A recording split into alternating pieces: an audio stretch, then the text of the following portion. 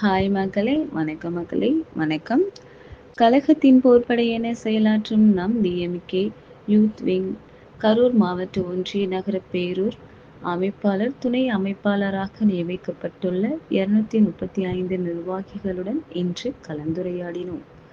புதிதாக பொறுப்புக்கு வந்துள்ள நிர்வாகிகள் இளைஞர் அணியின் பெருமையை காக்கின்ற வகையில் கழகத்திற்கு வலு சேர்த்திடும் விதமாக பணியாற்றுவதற்கான ஆலோசனைகளை வழங்கினோம். மேலும் கழகத் தலைவர் மாண்புமிகு முதலமைச்சர் M.K. ஸ்டாலின் அவர்கள் தொடங்கி வைத்துள்ள ஓரணியின் தமிழ்நாடு முன்னெடுப்பின் கீழ் அவரவர் பகுதியில் உள்ள ஒவ்வொரு குடும்பத்தையும் சந்தித்து கழகத்தின் சாதனைகளை கொண்டு சேர்த்திட வேண்டும் என்று அறிவுறுத்தினோம்.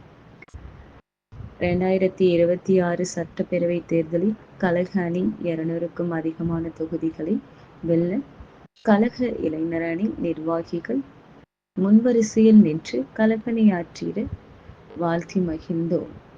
தன்னம்பிக்கையின் அடையாளமாக திகழும் நம் மகளிர் சுய உதவிக்குழு சகோதரிகளுடனான சந்திப்புகளை மாவட்டம் தோறும் நடத்தி வருகின்றோம்.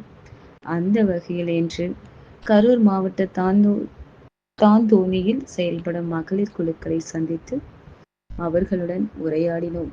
வங்கிக் கடன் இணைப்பை அவர்கள் பயன்படுத்தும் விதம், புதிய தொழில் தொடங்கும் முயற்சிகள், தொழில் மற்றும் சந்தை வாய்ப்புகள் தொடர்பாக வழங்கப்படும் பயிற்சி மதி திட்டங்கள் என பல்வேறு அம்சங்களில் அவர்களுடைய பங்களிப்பையும் கேட்டறிந்தோம்.